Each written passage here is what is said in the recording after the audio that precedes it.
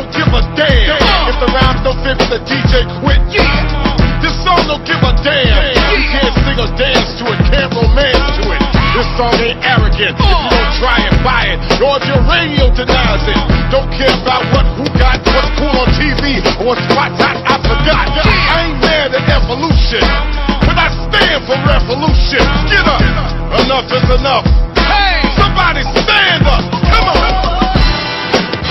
Get up. Peace. This is The Enemy's Public, and I'm Bro.Nasir.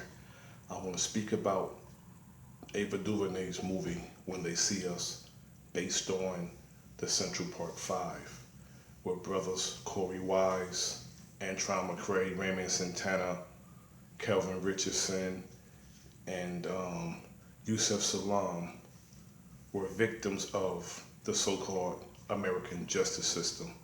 Now, Donald J. Trump, back in the day, back in 1988, said this about those young brothers. You better believe that I hate the people that took this girl and raped her brutally. You better believe it. And it's more than anger, it's hatred. And I want society to hate them. He said he wants society to hate them.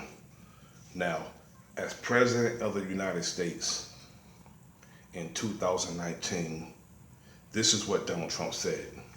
Mr. President, we do apologize to Central Park 5. They've been exonerated. There have been videos and movies shown about the case, and you came out with a full-page ad saying that they should die. They say it's exceptional. Why do you bring that question up now? It's an interesting time to bring it up. You have people on both sides of that. They admitted their guilt.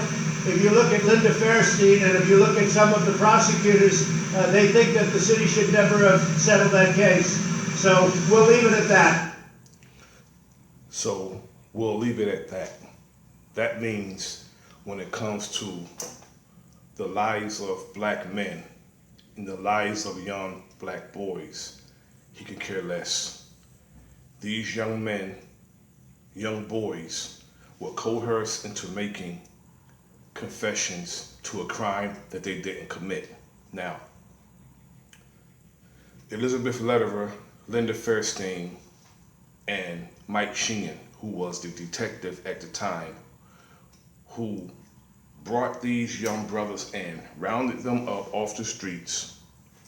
Any young black man would have did that night, but they just so happened to pick these young brothers to bring in, to beat, to deprive of meals and sleep, interrogating them like they were adults without the presence of their parents,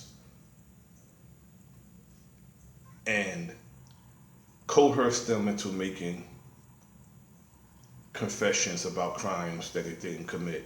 Now, the state of New York and New York City in particular, they was not interested in justice for Trisha Miley, the rape victim in Central Park.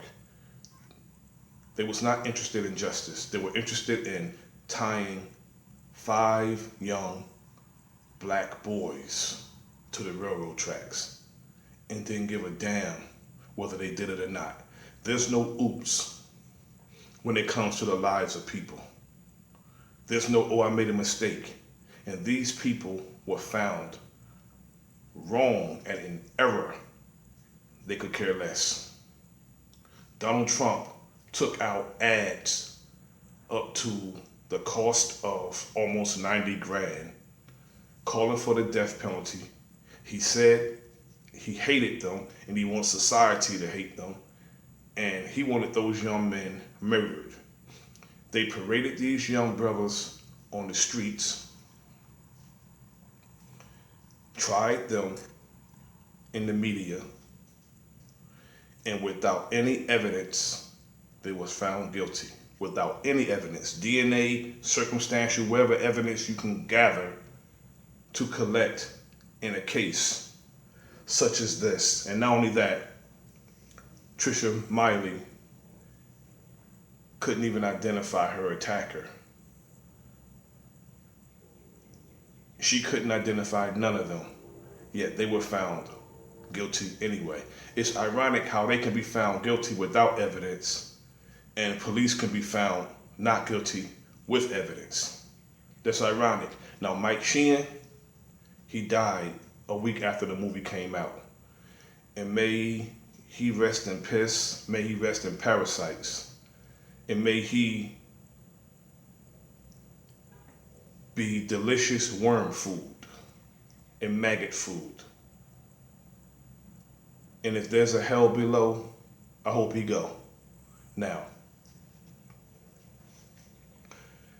Corey Wise, the main focal point of the movie. I'm not going to dwell on one particular person because all of these brothers were victims, but as far as the movie, the focal point was Corey Wise. That brother, to have gone through the hell that he went through, his humility and his spirit is remarkable. I've seen a few interviews. I've seen him at the Master of Ceremonies concert. Looks like he was having a good time. And these brothers are remarkable. The way they did this brother in prison. Now, this young man went straight to prison. No juvie hall, no nothing. He went straight to prison. They put that young man on, they sent him straight to Rikers Island. And I don't think $40+ million to compensate these young brothers is enough. It's ridiculous how they did these brothers. Now, the media and racist ass white people, prosecutors and police, everyone involved should be in prison. It's good that they're looking at the cases of Linda Fairstein and they're going to make a determination whether or not she did some corruption. And I'm sure they're going to find corruption on more than this justice case. I'm sure they're going to find it because the gig is up with her.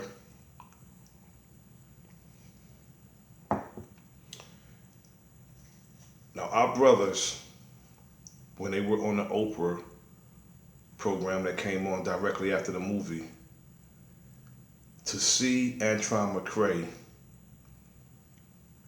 say and admit that he was damaged because of what the justice system did to him and how his dad, his own father, threw him to the wolves. He was more concerned about himself than he was about his 13-year-old son that he knew they were railroaded. But he did too little too late. When he finally went to court and said what he said about his son, it was too late. You should have been on that. He should have been on that because he's now deceased. He should have been on that when it happened. But no, he let his son go into that like that. And he said he hates his father. And he says he's damaged. That's enough to damage anybody. You can hardly hold back a tear listening to this brother's testimony about his sojourn and the turmoil and the tormenting he went through in prison. There's nothing more frustrating than being accused of something that you know you didn't do. Yet, I don't know nothing about that, but I guarantee going to prison for all that time is a lot more frustrating. Knowing you didn't do it, but you're damn so in prison for it.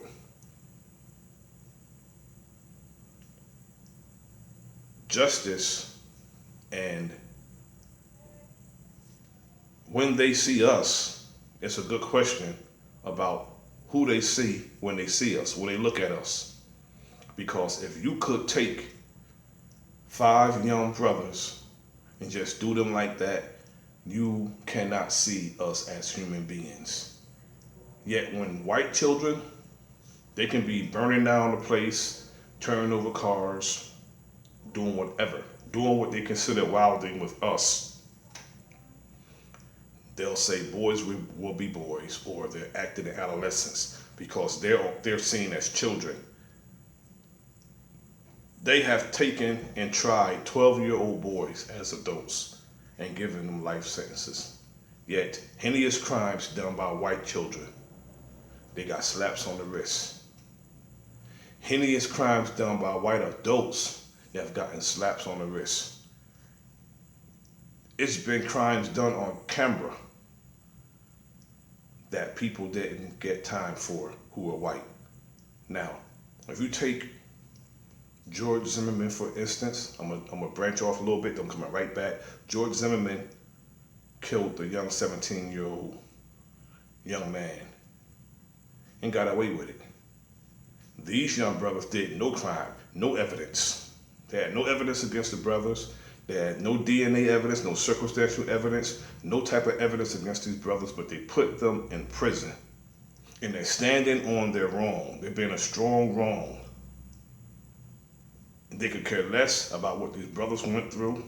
Yeah, we have to care less about what our brothers went through because these are our brothers. I don't expect our enemy to care about what we go through because our enemy is public.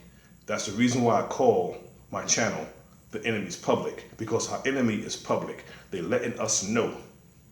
And if we don't get it, and we don't realize that we are in a war, which is why we don't fight, because we don't know or we don't realize we're in a war, or we're just being ignorant, we're ignoring the fact that we are in a war, that's a war that we're going to lose. Our enemy is public. They're consistent and they're open with it.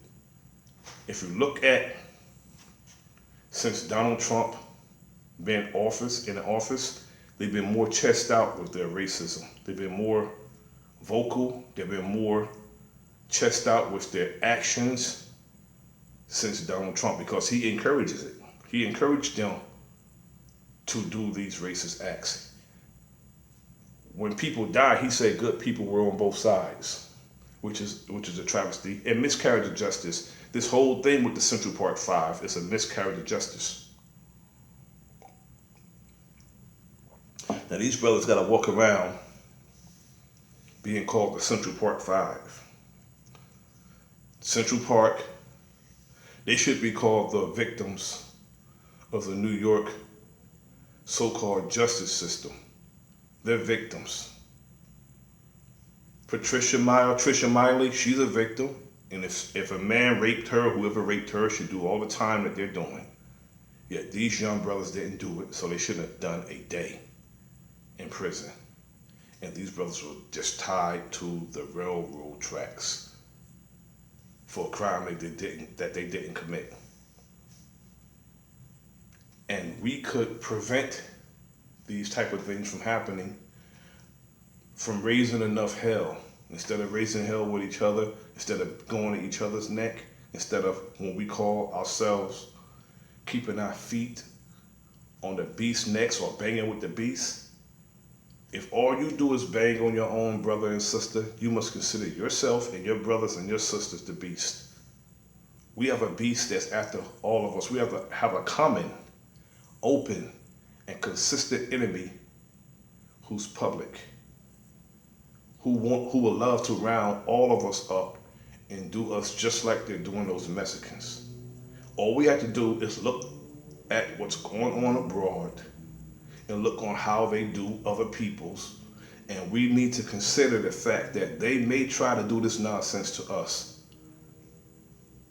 If they can take young brothers who did nothing and throw them in prison for 13 and a half years, there's no telling what they could do to somebody who they just, reject and despise. That's what we are. We're the rejected and we're the despised people.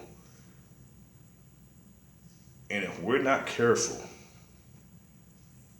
they're going to do the same thing to all of us. Because if you look at another film by Ava DuVernay, 13th, the prison, the school to prison pipeline, the 13th Amendment, people need to understand that they don't recognize, they don't respect the Constitution. And not only that, the Constitution wasn't written for us. When we started throwing the Constitution and talking about our country, 'tis of thee, it doesn't pertain or refer to us. This system is working. It don't need to be fixed. It needs to be broken, because according to how they fixed it, it's working. And it's working on us. Gladly, our brothers are doing better. They're close, they're tight-knit. They have families now, married men. All praises due to Allah. And that's only by the grace of Allah that they're doing good. And I pray for our brothers. Until next time, I hope you enjoyed this program. This is The Enemy's Public, and I'm Brother Nasir. Share, subscribe, and like. Again, this is The Enemy's Public. Peace.